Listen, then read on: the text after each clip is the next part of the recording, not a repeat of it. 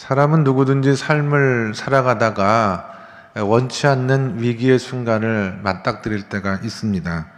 그러나 하나님과 더불어 그 위기를 극복해내면 그것이 삶의 큰 복이 된다라고 하는 것이 성경의 교훈이고요. 그러나 그런 위기의 순간에 하나님으로 말미암지 아니하고 자신의 노력과 힘으로 극복해 보려 하다가는 더 큰 어려움 가운데 들어가게 된다라고 하는 것도 성경이 말씀하기는 또 하나의 증언입니다. 야곱은 비교적 자기 인생의 큰 문제들을 하나님과 함께 더불어 하나하나 극복하는 은혜를 경험을 하였고요. 급기야는 야복강에서 만난 하나님을 통하여 이스라엘이라고 하는 너 인생은 이제 내가 다스린다라고 하는 약속까지 받는 은혜를 누리게 되었습니다. 그리고 20년 만에 드디어 형과의 화해를 이루게 되었기 때문에 야곱의 앞길은 이제 형통한 길이 열려져 있다라고 해도 과언이 아닐 텐데요. 오늘 그와 같은 야곱의 삶 가운데 일어났던 한 비극적인 사건이 34장에 기록이 되어져 있는 것을 발견할 수가 있습니다.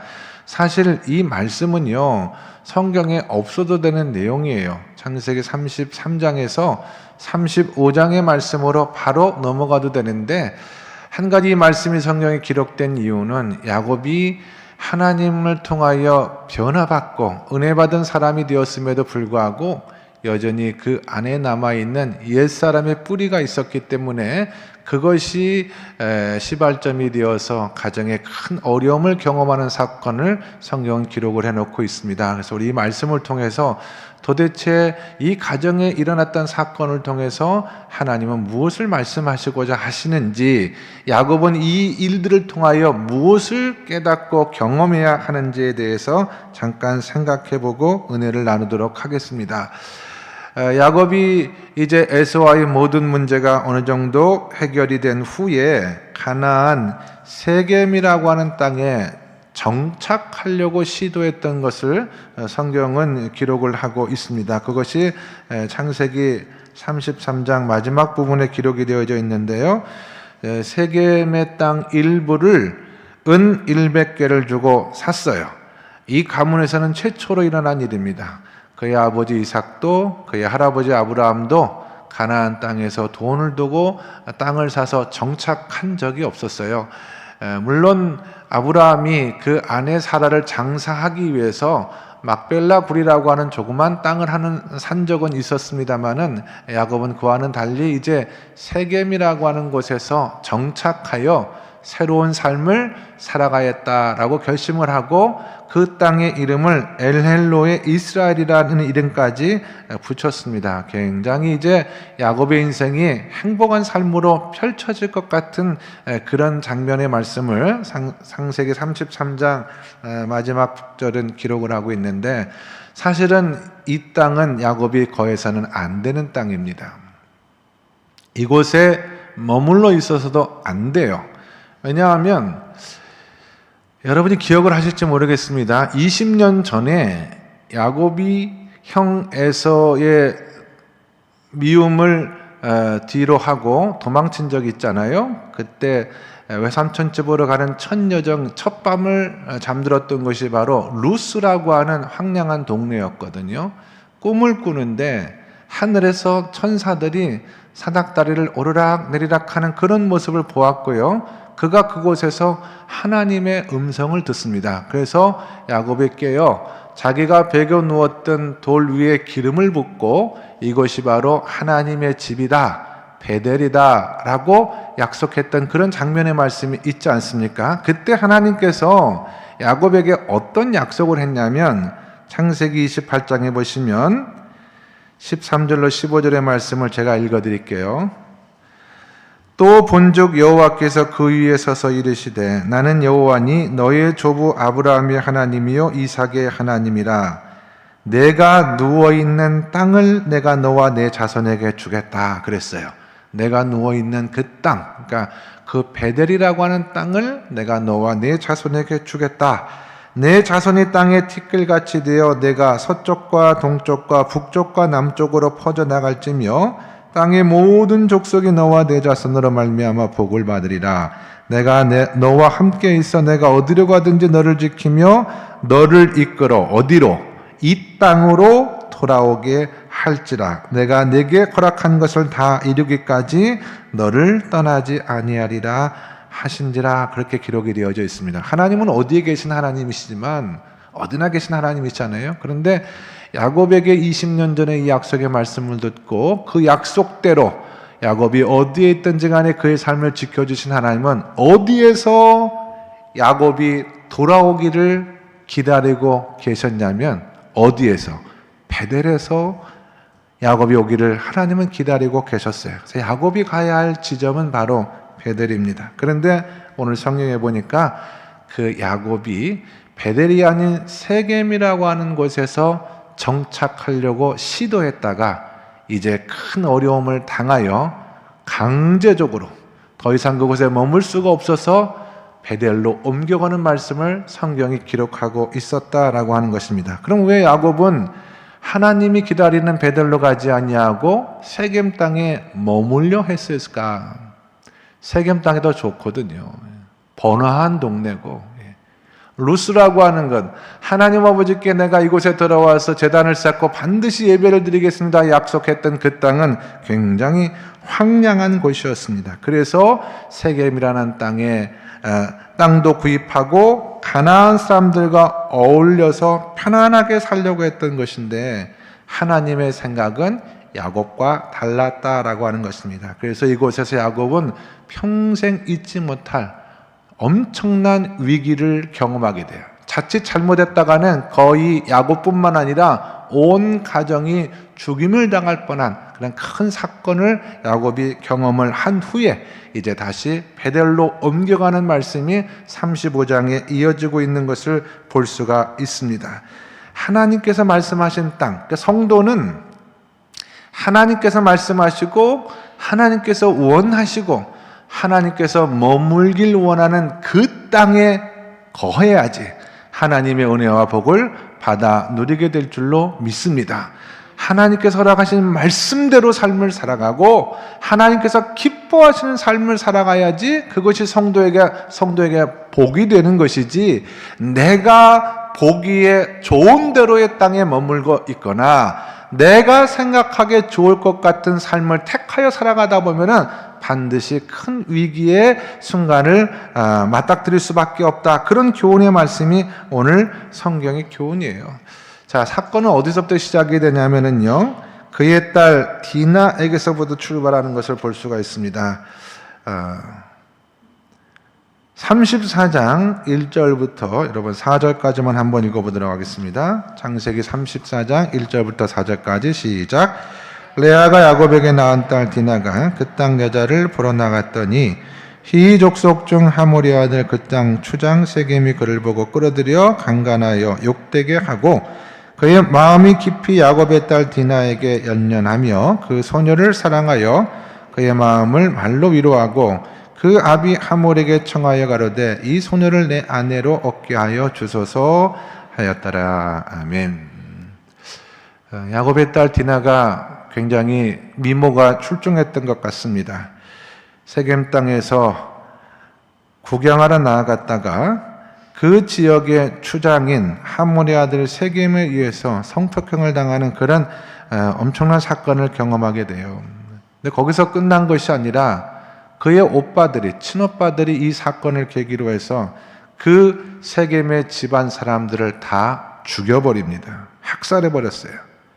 근데 그것도 거기서 끝나면 좋겠습니다만은 그 유력한 집안이 하루아침에 몰락하게 되니까 그 가족들, 친척들, 가나안 땅에 살고 있는 이 히위 족속, 가나안 족속도 브리스 족속들이 야곱의 가문을 절단내기 위해서 일어나는 그런 일들이 벌어지게 되었다라고 하는 것입니다. 야곱 가정은 뭐 남자들 다 합쳐봐야 자식들 11명밖에 더 있습니까? 뭐 온 집안식구를 다 합쳐봐야 별로 인원이 많지 않은데 그 족속 전체가 들어 일어나서 야곱의 가문을 절단내고자 했을 때 자칫 잘못하면은 이 가문 자체가 멸절당하는 위기의 순간, 야곱이 마지막 죽는 순간까지 그의 아들을 예언하며 축복하며 기록할 때 이 사건을 언급하는 것을 보면은 아마 야곱의 인생을 돌이켜서 가장 위험했던 순간이 바로 이 사건, 이 순간이 아니었는가 싶습니다. 정말 아찔한 순간이에요.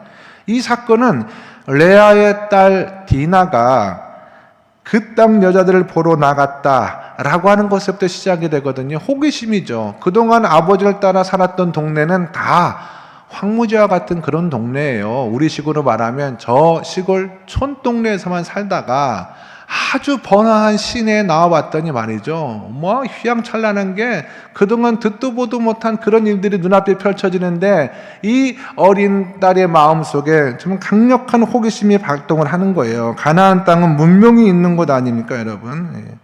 여자들이 막 노출이 심한 옷을 입고 다니고 신발도 막 하이힐 같은 거 신고 머리도 자기는 염색한 여자는 처음 본 거예요. 막 화장도 진하게 하고 그런 여자들이 막 돌아다니니까 집에 가만히 있는데 너무나 마음속에서 일어나는 호기심을 주체하지 못하고 나가서 놀다가 여자들 친구들도 사귀고 또 여자친구와 남자친구들도 만나고 하다 이런 사건이 벌어지게 되었다라고 하는 것입니다. 모두 신앙생활 하다 보면 말이죠. 주로 저는 교회 안에 있잖아요.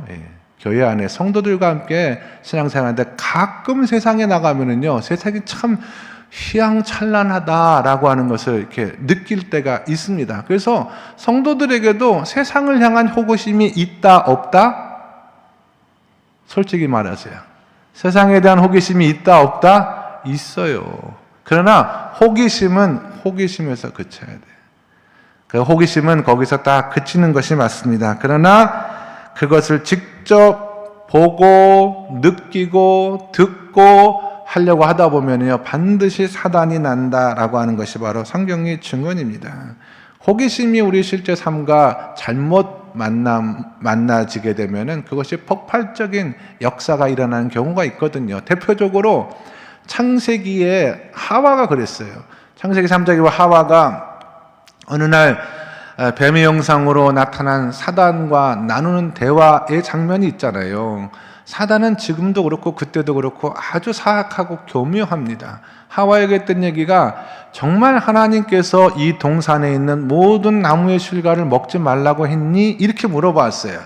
하나님은 아담과 하와에게 동산에 있는 모든 나무의 실과는 너희가 임의로 먹어도 된다 그랬어요. 다 먹어도 된다 그랬어요. 다만 동산 중앙에 있는 선과 악을 알게 하는 나무의 열매만은 너희가 먹어서는 안 돼. 이렇게 얘기를 했지. 근데 사단은 하와에게 그거를 바꿔서 호기심을 유발하게 하는 거예요. 정말 아무것도 먹으라고 하지 않았니? 아니, 하나님은 다 먹으라고 하셨는데 벌써 호기심이 작동을 하고, 왜 하나님께서 저건 다 먹으라고 했는데 동산 중앙에 있는 나무의 실과는 먹지 말라고 했을까? 그런 호기심이 강하게 역사하기 시작해 보니까 왜 그랬을까? 마음에 한편 반발심도 나고, 그러한 호기심과 반발심이 짬뽕된 마음을 가지고 딱 쳐다봤더니 그 나무가 어떻게 보였다라고 성경은 말하고 있어요? 보암직하고 먹음직하고 지혜롭게 할 만큼 탐스러워 보였다라고 성경은 기록하죠. 그래서 그 하와가 가졌던 호기심이 사단의 유혹과 딱 결합이 되는 순간에 폭발해요. 자기도 먹고 이게 어떤 맛일까? 그리고 자기 남편에게도 주어서 결국은 타락한 에덴 동산에서 쫓겨나는 그 사건의 시작도 그 호기심으로부터 시작이 되었다라고 하는 것을 알 수가 있죠. 저는 성도들이 세상을 살아가는 방향은 두 가지가 있다고 생각을 해요. 하나는 호기심과 의심의 방향이 있고, 다른 하나는 믿음과 확신의 방향이 있어요. 벌써 단어의 어감이 다르잖아요. 여러분은 호기심과 의심의 방향으로 신앙생활을 하겠습니까? 아니면 믿음과 확신의 방향으로 신앙생활을 하겠습니까? 라고 물어보면 정답이 딱 나오잖아요. 사도 바울이 그래서 얘기한 거예요. 내가 믿음과 큰 확신에 거하기를 원한다 라고 했던 것이 하나님께서 기록해 주시는 말씀, 하나님께서 우리에게 하신 그 말씀을 따라서 그 말씀을 길을 내가 걸어보지는 않았지만 하나님이 나에게 하신 말씀이기 때문에 내가 믿음을 거기에다 두고 그 확신을 가지고 이 길을 걸어가야겠다. 이것이 바로 성도의 바른 삶이 되는 줄로 믿습니다.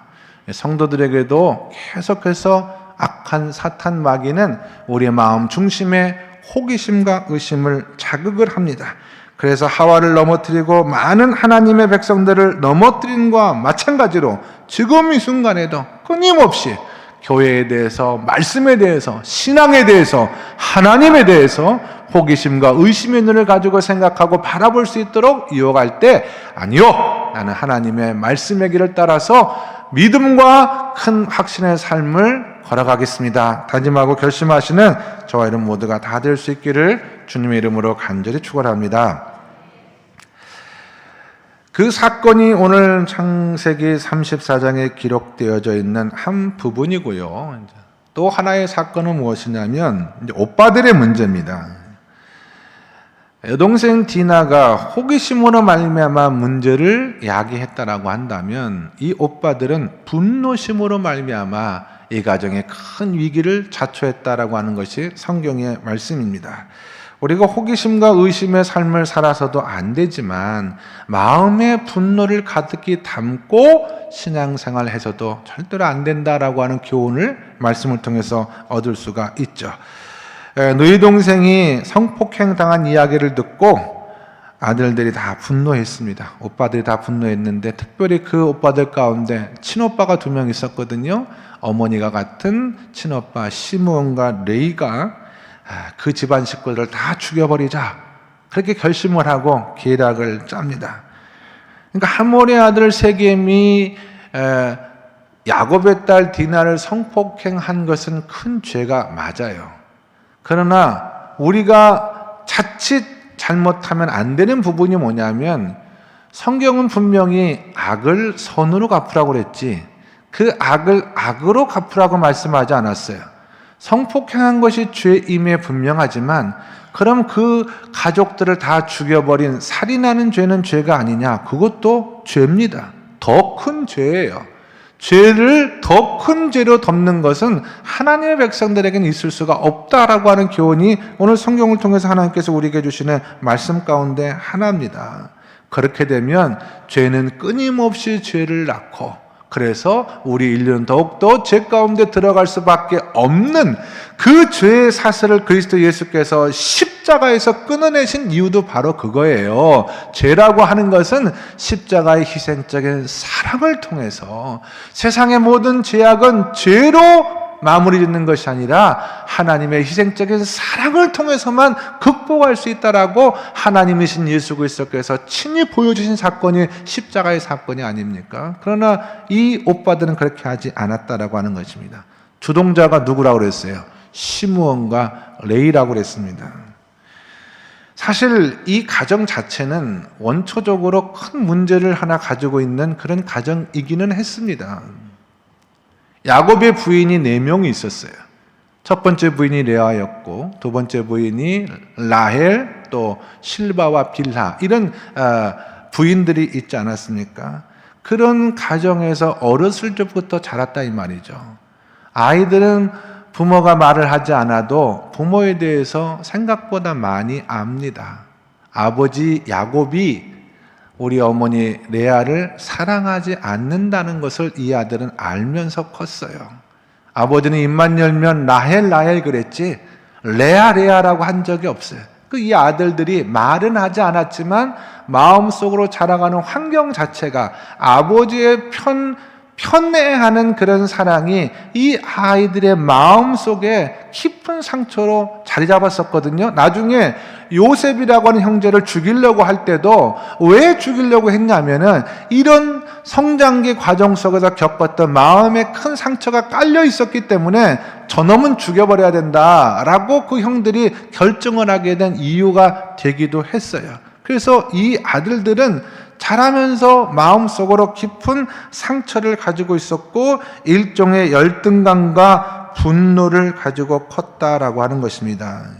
평상시에는 잘 몰라요. 그러나 어떤 사건과 딱 맞물리게 되면 이 눌러왔던 분노와 열등감이 마치 스프링에 탕 튀는 것처럼 거기서 탁 튀어지는 역사가 나타나는데 그것이 바로 이 오빠 둘이 자기 여동생을 성폭한 그 집안의 사람들을 몰살시키는 계획으로 나타나게 되었다라고 하는 것입니다. 반드시 그와 같은 폭발한 분노는 희생양을 찾게 되어져 있어요. 그래서 세겜과 그의 집안 식구들을 다 죽이자. 거짓으로 세겜의 아버지 하몰이 와서 우리 아들이 당신의 딸을 너무너무 사랑하는데 방식이 참 잘못됐던 것은 정말 사과한다. 그러나 우리가 책임을 진다. 우리 아들이 당신의 딸을 사랑하니 우리 가문과 사돈을 맺자. 이렇게 찾아왔어요. 그랬더니 이 오빠 둘이 말하기를 그럴 수는 없다. 우리는 할례 받은 하나님의 백성들이기 때문에 다른 어떤 조건, 혼수를 많이 주고, 원하는 데 다 해주고, 이게 중요한 것이 아니라, 너희 집안 사람들도 할례를 받지 않고서는 이 결혼이 성립할 수가 없다. 그리고 그 사람들이, 오케이, 우리가 할례를 받겠다라고 해놓고서, 할례를 받으면 결혼을 하겠다라고 하는 건 거짓이었죠.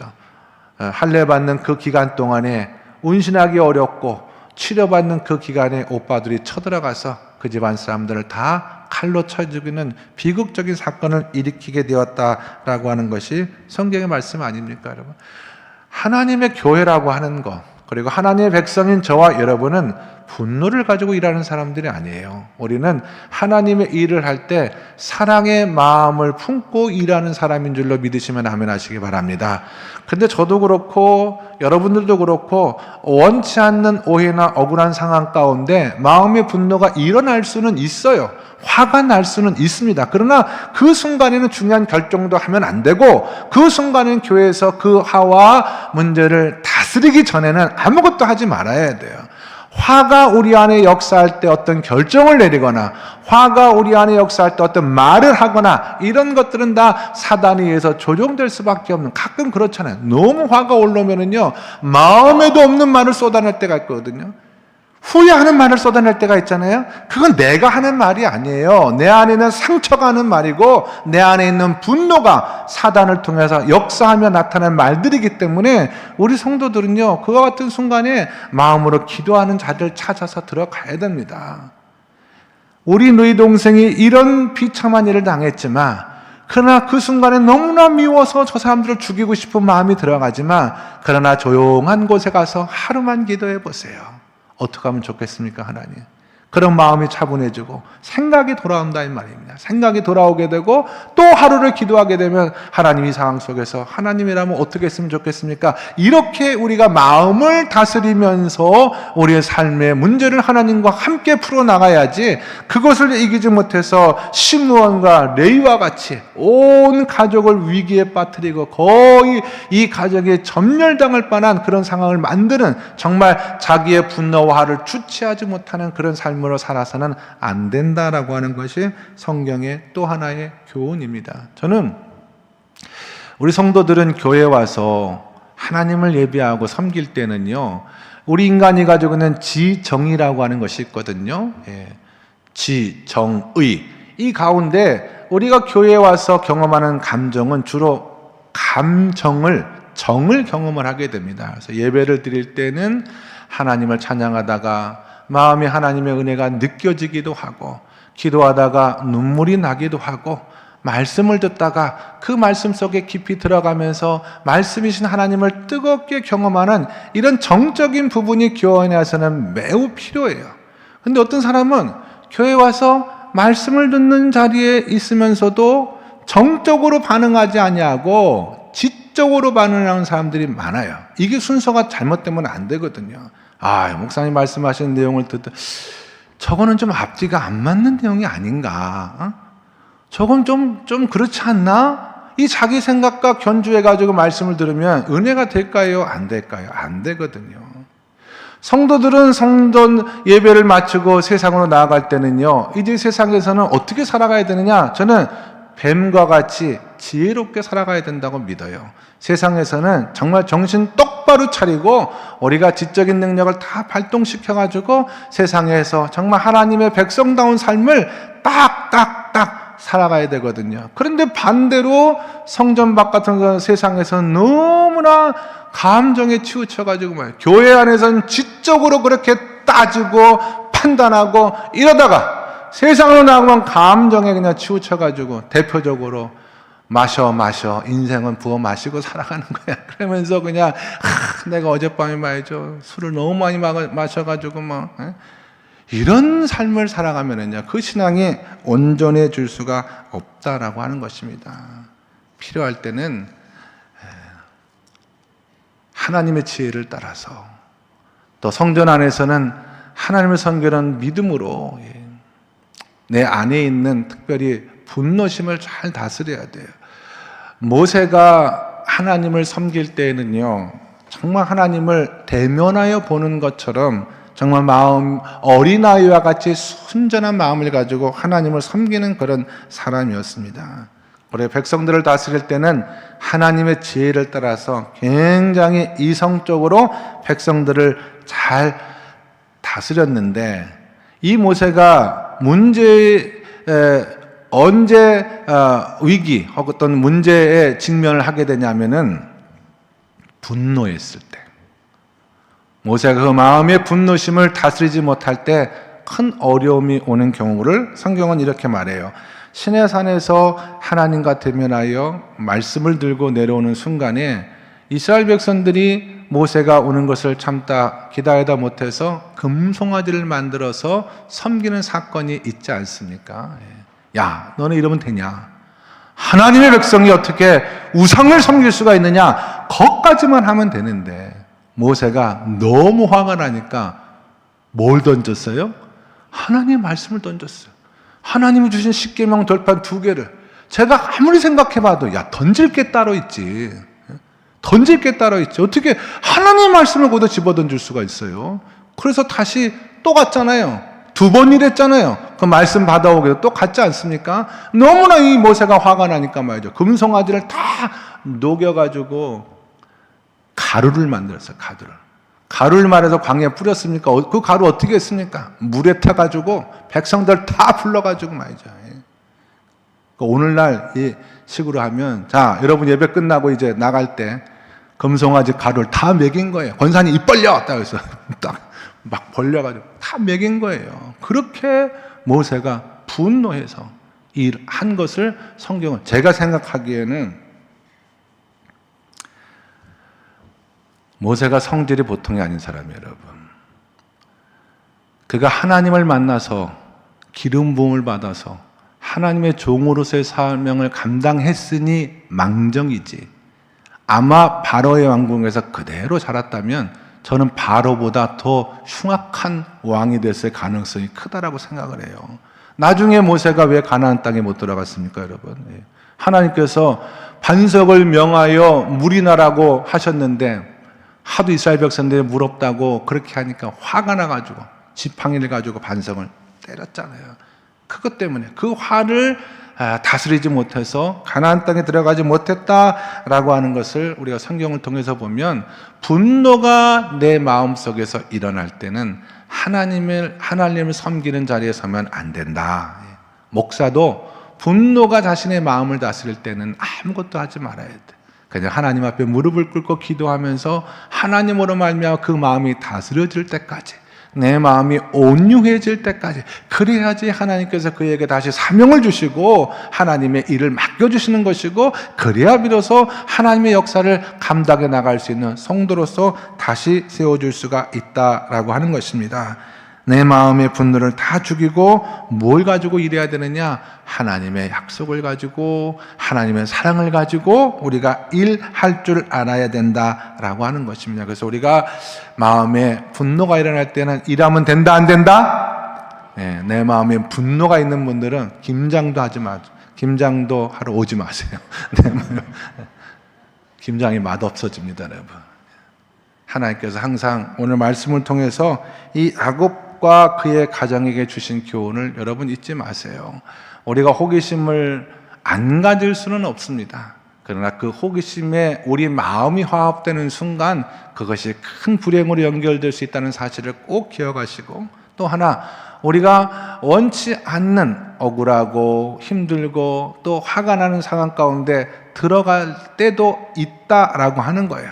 그러나 그 분노가 내 마음을 다스리지 않도록 그 분노가 내 마음, 나를 일하게 하지 않도록 여러분께서 기도의 자리에서 마음을 다스리는, 하나님은 온유하고 말씀 안에 순종하며 하나님의 사랑으로 일하시는 자들과 함께 하신다라고 하는 것을 꼭 기억하시고, 그러나 무엇보다도 하나님께서 있으라고 하는 바로 그곳, 하나님께서 원하시는 삶의 그 자리에서, 야곱은 지금 세겜에 있어서는 않는 사람이에요. 야곱은 베델에 있어야 될 사람입니다. 세겜에서 예배드리는 사람이 아니라 베델에서 예배드리는 삶을 살아갈 때 하나님의 약속과 축복이 그의 삶에 온전히 임하게 된다는 사실을 꼭 기억하시고, 언제나 있는 그 자리에서 하나님 앞에, 하나님, 이 자리는 내가 하나님께서 원하시는 자리입니까? 하나님께서 서길 원하시는 자리인가를 묻고 그 하나님과 동역을 기뻐하시는 저와 여러분 모두가 다 될 수 있기를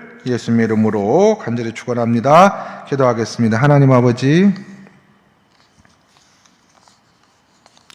창세기 34장의 말씀을 통하여 하나님께서 원하시는 사람, 하나님께서 원하시는 땅, 하나님께서 원하신 자리에 온전히 설 수 있는 저희 모두가 될 수 있도록 인도하여 주시옵소서.